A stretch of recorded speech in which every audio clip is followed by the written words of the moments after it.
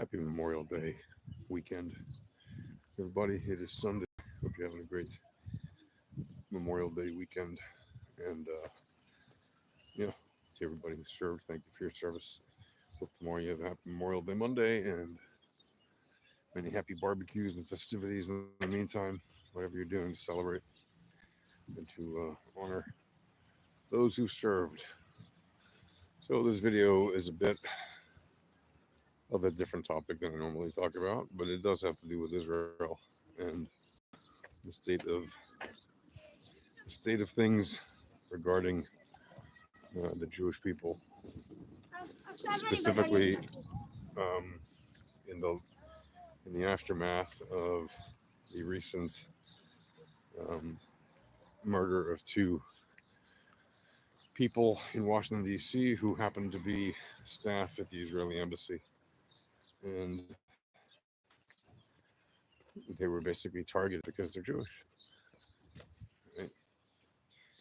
And they were targeted. They were murdered because they were Jewish and or working for the Israeli embassy by somebody who, when he was being arrested, like immediately after, some reports initially said he got away on a motorcycle. He didn't. Apparently, he shot them and then walked into the building, I guess where the event was, and surrendered himself, or whatever, or was stopped by the authorities, who arrested him right there on the spot because there were cops in the building.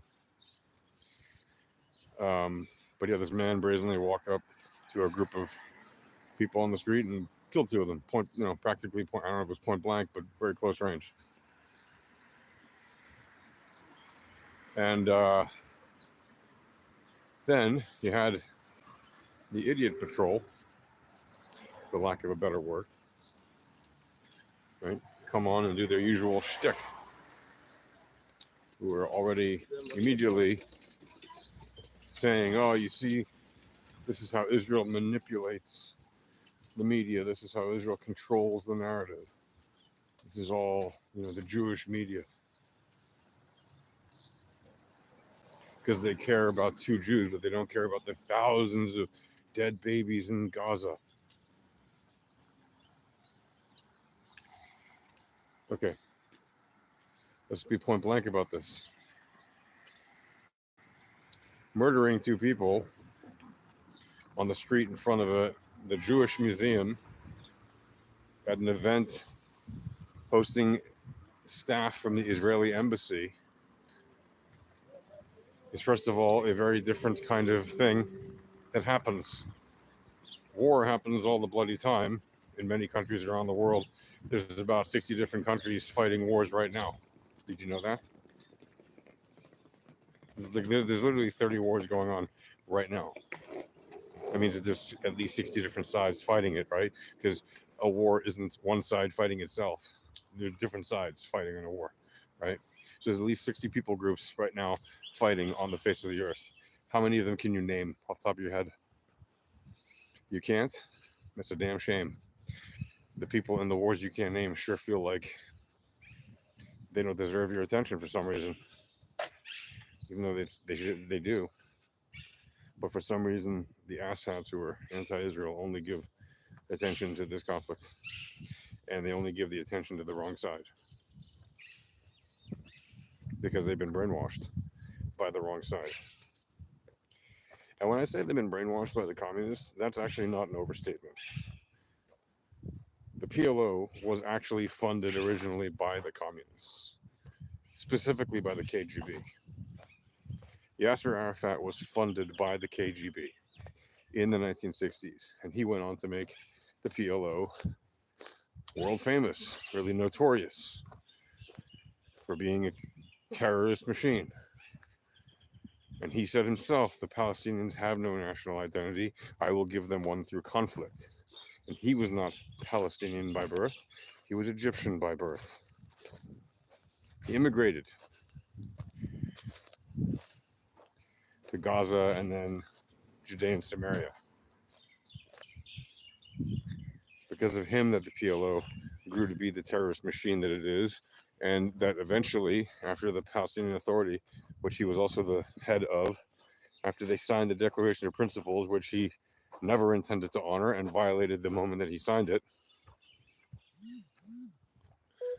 that the Hamas, actually some years earlier already, was already working its way to becoming an even worse, or just as bad, but more extremist in their ideological sense, terrorist group. But they're both extremists. They both want to wipe Israel off the map, right? They both want to replace Israel entirely with a Palestine and want to have no Jews living here. They want an apartheid state. Gaza is an apartheid state. There are no Jews. I mean, it's not officially a state, but there are no Jews freely living in Gaza. Only the Jews in Gaza right now are hostages and soldiers trying to get them out. That's it. If there were no hostages there, there'd be no Jews there. If there were no Israelis there, there'd be no Israeli soldiers there. Because it's an apartheid place. And so is Area A in Judea and Samaria. And people say, well, the Israelis unilaterally withdrew from Gaza. Yes, Israelis unilaterally withdrew from Gaza because we couldn't just leave. We couldn't just take our soldiers away and let our people stay because we knew what you'd do to them. You would do to them exactly what you did to them on October 7th. If you need the proof of that, just look at what happened on October 7th. And if you're one of those Palestinians who said, show me proof, I've never seen any evidence of women being, etc., look in the Telegram groups of the people that did it. Look on their Facebook posts. They literally broadcast that stuff live on their Zoom cameras, on their GoPro cameras.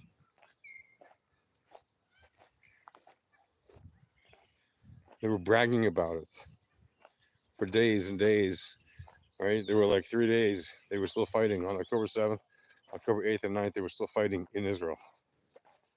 Yes, the bulk of the attack happened on October 7th, but they were still fighting on October 8th and 9th in Israel. And the IDF had to mop them out and wiped out more than 1,000 people that were still in Israel, hiding and trying to do other things.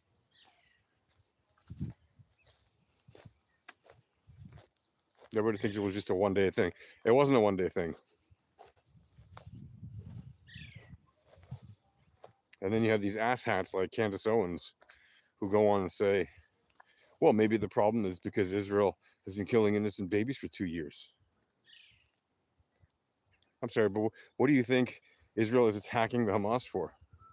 You think Israel is attacking the Hamas for a year and a half nonstop because of a couple of years of Hamas attacks? Yes, October 7th was the breaking point. But they'd been shooting rockets at us every day nonstop for more than 18 years, from 2007 to 2023. They hadn't stopped, right? And before that, the Fatah and the Hamas as well, but before they were in power, Hamas, PIJ, and of course the Palestinian Authority related groups, Izzeddin, whatever the other brigades. There's so many freaking different groups. It's ridiculous. You have to understand Gaza is run by a tribal feudal system, right? Even though the Hamas is technically in charge, there's feudalism there. There are different tribes there that Hamas doesn't mess with. It might sound crazy to you, but it's true. Why? Well, because even though Hamas has technically the power, they don't have all the power. And there are groups there who are extremely violent and who do not like Hamas. And they fight amongst themselves. And now that Hamas has been decimated, even though it's still able to fight for now, to some degree, they certainly definitely don't control all the power in Gaza, right? Far less than they did on October 7th. Israel attacked them and has been attacking for more than a year and a half, not because of one day, not because of 2 or 3 days, but because every single day for decades now, literally since 2000, okay, after the Camp David Accord meeting failed in 2000, when Arafat and Ehud Barak and Bill Clinton met, right? When that failed, that started the beginning of the whole, what do you call it? The second intifada. And really, it has never really stopped. In theory, it kind of stopped, but it never really did. Okay? In the sense of people have been shooting rockets at Israel from that time, from Gaza, nonstop. If you live in Sderot or the area around there, there have been rockets flying in that area from Gaza for more than 20 years. Why do you think Israel has the Iron Dome? Israel didn't just miraculously push a button on October 7th and, oh, we have an Iron Dome. No, man, the Iron Dome was built because of incessant attacks from deadly rockets from Gaza for decades. So when you hear idiotic commentary from supposed influencers who are just grifters, who just know that shilling to the idiots will make her money, and yeah, they're idiots on all sides of the political spectrum. She happens to cater to one particular side, right? The idiots on the right. There's plenty of people who cater to the idiots on the left. She caters to the idiots on the right, and they're the far right are frankly much scarier as individual anti-Semites because they're frankly more dangerous as individuals than the far left. The far left is frankly much scarier as a group because they've been brainwashed as a mass herd through education, through bad education, by going to schools that are funded by Qatar, where they're taught bad things, incorrect things about history and political science and culture. So they have no idea about the reality of the world that they live in. And that's far more dangerous as a group. But as individuals, the far left is usually far less dangerous than the far right. However, as this guy just proved in Washington, D.C., they can also be extremely dangerous. He just murdered 2 people, and he is clearly a very far left idiot. And now, I'm not talking about left and right, people left and right of the median. Yeah, people who have left and right views, not a problem. I'm talking about extremists, people all the way out there who adhere to violence as a solution. People who choose violence as a solution rather than choosing nonviolence. People who prefer violence as a solution. Right? Even the Israeli army does not want to fight. Yes, it exists to fight. That is its purpose, but it doesn't want to. Right? If it could, it would have say, okay, send in the diplomats. That we're done with the fighting. We don't need to fight anymore. Right? But that's not how it is. Unfortunately, the way that it really is that the situation on the ground requires their efforts to continue and requires them to do what they have to do to bring an end to the violence. And yeah, that's how it goes in war, unfortunately.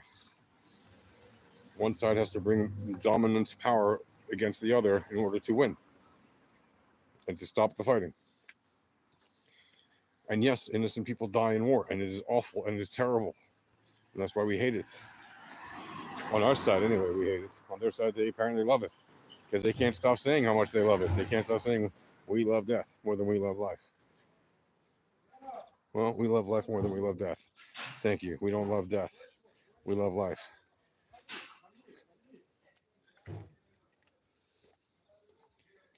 So when you hear asshats like that saying comments like that, bear in mind that they're grifting, right?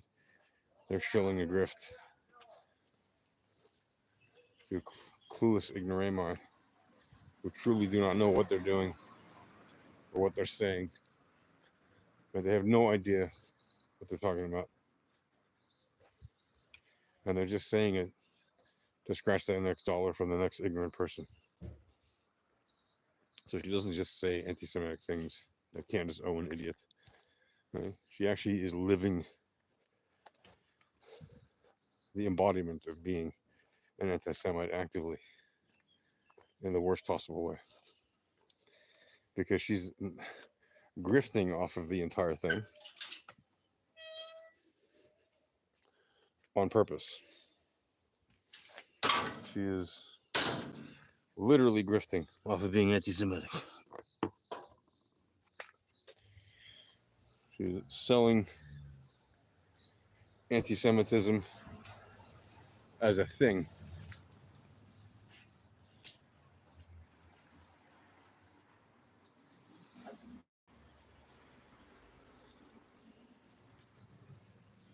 And that should be derided and scorned.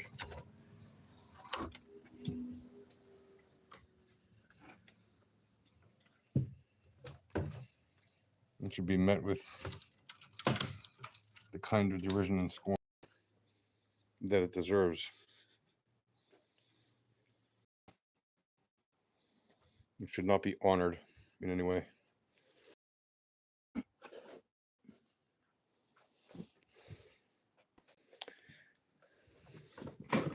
Because honestly, it is frankly high time that such people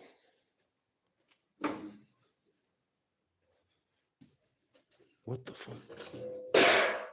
It is high time that such people met the face of the stupidity they commit.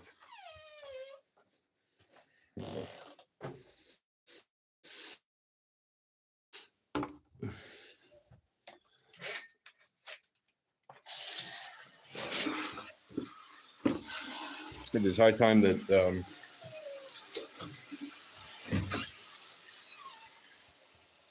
people that find this kind of acceptable behavior acceptable, pay the price for it. I mean, economically.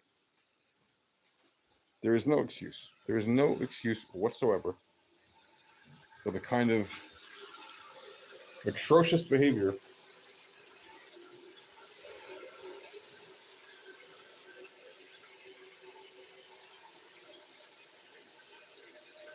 demonstrated by the likes of Candace Owens when she says such anti-Semitic vitriol. There just isn't. You can say there is. You can believe there is all you want.